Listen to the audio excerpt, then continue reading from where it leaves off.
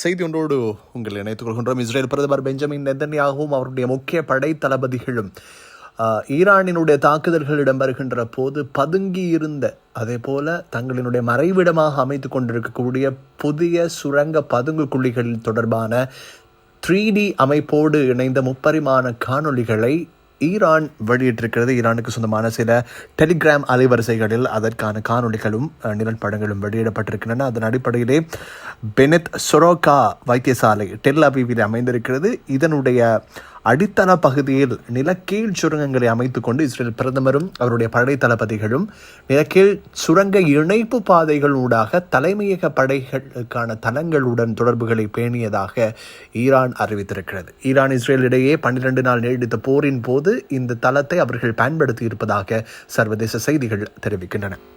ஈரானுடைய தாக்குதல்கள் எந்த நேரமும் துளைகளை ஏற்படுத்தி தாக்குதல்களை மேற்கொள்ளலாம். அதே போல நிலக்கீழ் சுரங்கங்களையும் அழித்து ஒழிக்கின்ற ஈரானினுடைய ஏவுகணைகள் தாக்கலாம் என்ற அச்சத்தின் காரணமாக இந்த பகுதியை அவர்கள் பாதுகாப்பு மறைவிடமாக தேர்ந்தெடுத்திருந்ததாக சர்வதேச செய்திகள் தெரிவிக்கின்றன.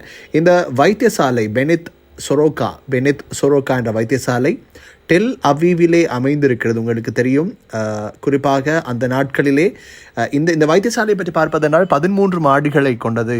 இதிலே 4 நிலக்கீழ் மாடிகள் அமைய பெற்றிருந்ததாக தெரிவிக்கப்படுகிறது. அவற்றிலே 1 இஸ்ரேல் பிரதமர் மற்றும் படை தளபதிகள் வசிப்பதற்காக அல்லது ஆலோசனைகளை மேற்கொள்வதற்காக அமைக்கப்பட்டிருந்ததாக தெரிவிக்கப்படுகிறது.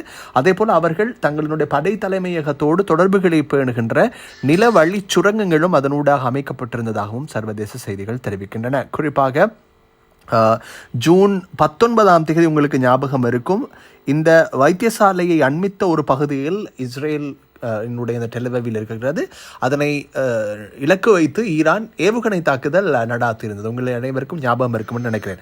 அந்த தாக்குதல் இடம்பெற்ற போது பரவலாக பேசப்பட்டது ஒரு வைத்தியசாலையை ஈரான் தாக்கியிருந்தது என்று. ஆனால் உண்மையிலேயே அந்த வைத்தியசாலையை அண்மித்த அந்த பகுதிக்குள் தான் இப்படி குறிப்பிடப்படுகின்ற பகுதி உள்ளடக்கப்பட்டிருந்ததாக சர்வதேச செய்திகள் தற்போது குறிப்பிடுகின்றன. ஆகவே ஈரான் துல்லியமாக இஸ்ரேல் பிரதமரினுடைய மறைவிடத்தை அறிந்து வைத்திருந்தது என்பது இதனூடாக புலப்படுகின்றது. உங்களுக்கு தெரியும், அமெரிக்க ஜனாதிபதி டொனால்டு ட்ரம்ப் ஈரானினுடைய ஆன்மீக தலைவர் அயத்துல்லா அலி கமேனி எங்கு மறைந்திருக்கிறார் என்பது தங்களுக்கு தெரியும் என்றும், நினைத்திருந்தால் அவரை கொண்டிருக்கலாம் என்றும் கூறியிருந்தது உங்களுக்கு ஞாபகம் இருக்கும். ஆனால் அவர் அதனை வார்த்தையில் சொல்லிவிட்டார். ஆனால் ஈரான் அதனை வார்த்தையில் சொல்லவில்லை. ஆனால் ஈரானும் அறிந்து வைத்திருக்கிறது இஸ்ரேல் பிரதமர் எங்கு இருந்திருக்கிறார் என்பதனை அவர்கள் இலக்கு நிர்ணயித்து அறிந்து வைத்திருக்கிறார்கள். அவர்கள் நினைத்திருந்தால் கண்டிப்பாக அவரையும் தாக்கியிருக்கலாம். ஆனால் ஈரான் தலைவர்களை கொள்வதனை தாண்டி அவர்கள் எதிரிகளாக நிர்ணயிக்கின்ற படையுடன் படைகளைத்தான் மோத விடுகிறது என்பது இதிலிருந்து தெளிவாகிறது.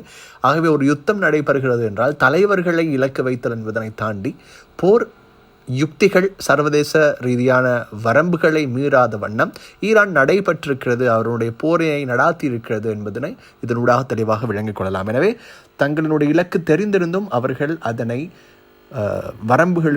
வரம்புகளை மீறாமல் பார்த்திருக்கிறார்கள் என்பது இதிலிருந்து தெளிவாகிறது. ஆகவே பொறுத்திருந்து பார்க்கலாம் இதற்கு ஈரானுக்கு இஸ்ரேல் எப்படிப்பட்ட பதிலை இதற்காக கூறப்போகிறது என்பது தொடர்பில். எவ்வாறாக இருந்தாலும் இப்போது முப்பரிமாண நிலப்படங்கள் வெளியிடப்பட்டுவிட்டன. முப்பரிமாண நிலப்படங்கள் வெளியிடப்படுகின்ற அந்த காணொளிகள் அதே போல நிலப்படங்களை வைத்து பார்க்கின்ற போது ஈரானினுடைய புலனாய்வு துறையினுடைய உறுதிப்பாட்டை எங்களால் புரிந்து கொள்ளக்கூடியதாக இருக்கும். ஆகவே அடுத்த தாக்குதல் ஒன்று இடம்பெற்று